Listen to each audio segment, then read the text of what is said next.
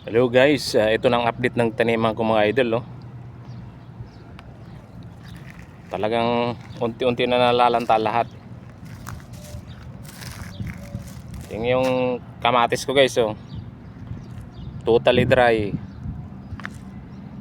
Talagang tuyo lahat guys. Grabe ng init dito. Sobrang nang init.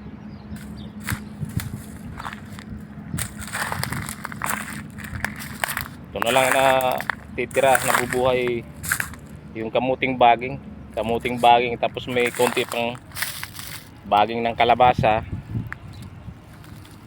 Yan lang mga nabubuhay. Ito yan mga ampalaya ko guys, patuyo na rin, unti-unti na rin natutuyo. Super init na dito, masakit sa balat yung init.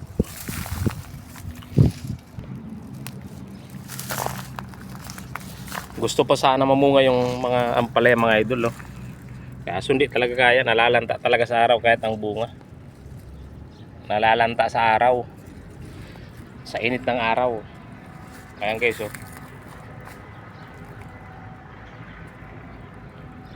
hindi kaya ang init ng araw, kaya kahit mamunga man siya, hindi nalalaki.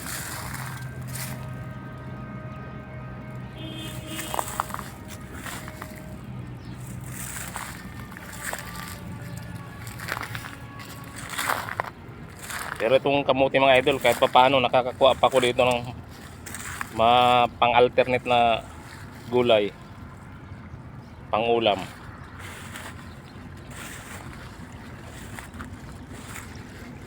Ayan, nakakakuha pa rin ako ng talbos ng kalabasa.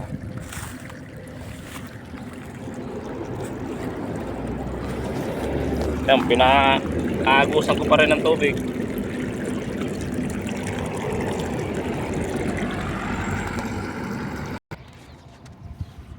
Ayan lang guys, mga nakukuha ko dito guys, talbos ng kalabasa, bulaklak ng kalabasa. Kasi ang kalabasa talaga masipag talaga mamulaklak yan. Araw-araw talaga mayroon talaga yan. Pero palanta na rin yung mga baging niya, kunti na lang. May okra sana dito, 2 bunga. Daming tinanim mo okra dito, hindi man lumaki. Hindi hiyang yata ang okra dito.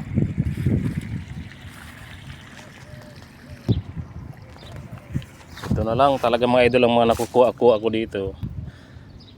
Ayan, bulaklak, talbos ng kalabasa. Minsan kumukuha ko ng talbos ng kamote. Pero yung tanglad mga idol, sagana, napakaraming tanglad.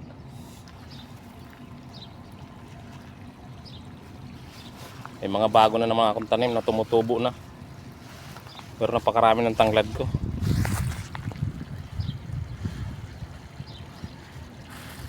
Pitong puno yung malalaking tanglad ko mga idol, napakarami. Mga bago yan, mga tumutubo ng mga idol.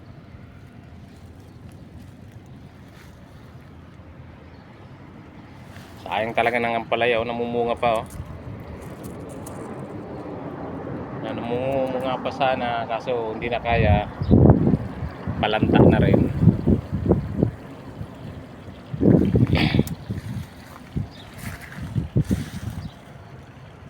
Ayan, sunod-sunod na naman sana ang bunga. Dami na naman ang bunga.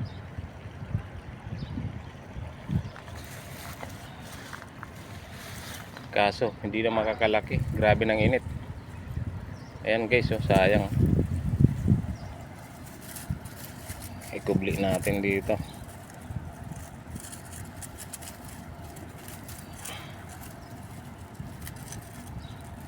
Itago sa init.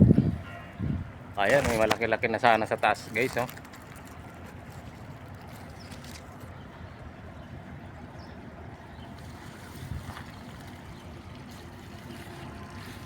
Susuko na talaga.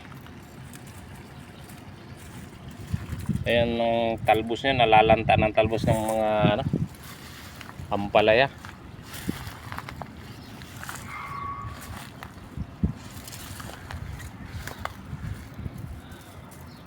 Dami pa sanang bunga.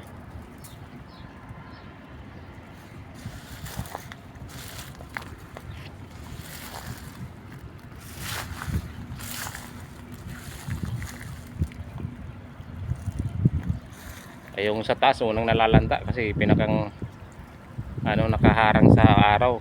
Yung unang nalalanta mga idol. Ayan, ito na yung mga tanglad guys sa loob guys, napakarami guys.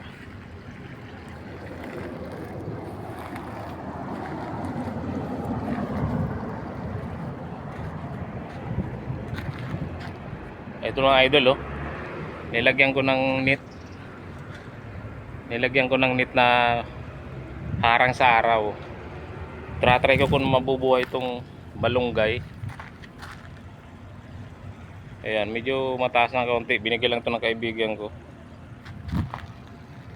Kaya nilagyan ko ng net.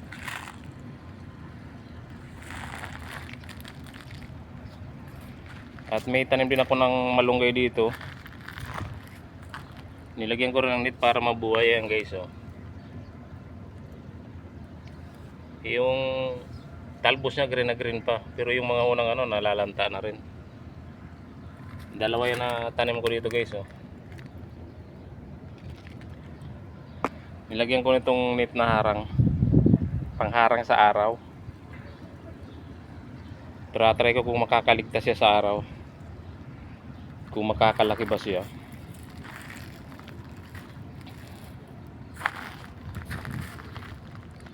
Ayan ang sili ko guys oh. Yung mga bunga niya nalalanta na rin sa araw.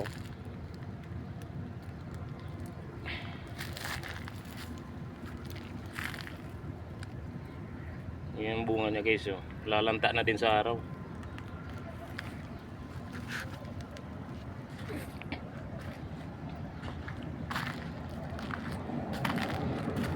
Sa kabila nag-inugan na nga yung bunga mga idol oh. Yung tanim ko na sili nag-inog na yung mga bunga, tapos nalalanta na rin sa araw.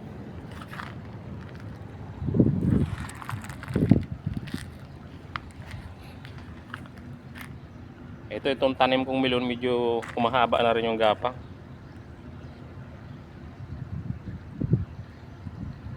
Mahaba ng gapang niya.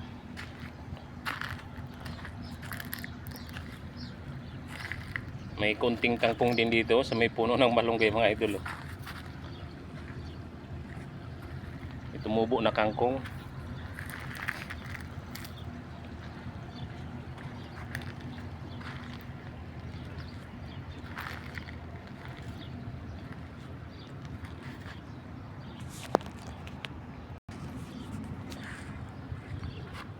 Ayan, may mga ampalaya pa ko dito guys na sa loob na tumutubo guys oh.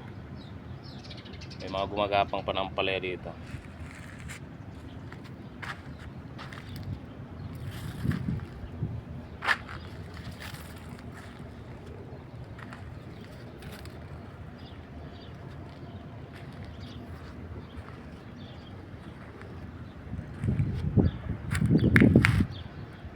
Ayan, yung ano, matibay talaga sa init din yung kamuting baging. Basta mabasa-basa lang siya, hindi siya namamatay. Tingnan guys yung tanglad guys oh. Napakarami ng tanglad. Ayan, dami yung guys tanglad guys oh.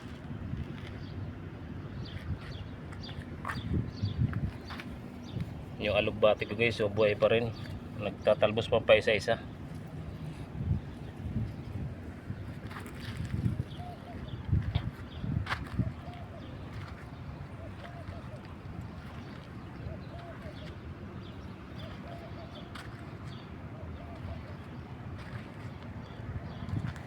Ayan, napulot ko lang yan guys ano guys. Napulot ko lang yan net na green na yan guys. Yung inaharang ko sa tanim ko na malunggay. Baka sakaling makalaki yung puno ng malunggay.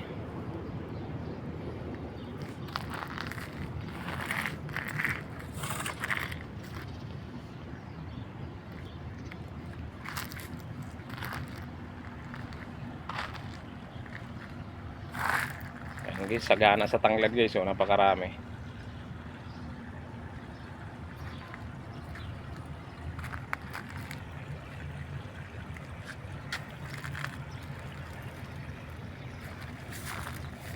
Ayan guys, maraming salamat guys. Thank you so much sa panonood nyo guys. God bless us all.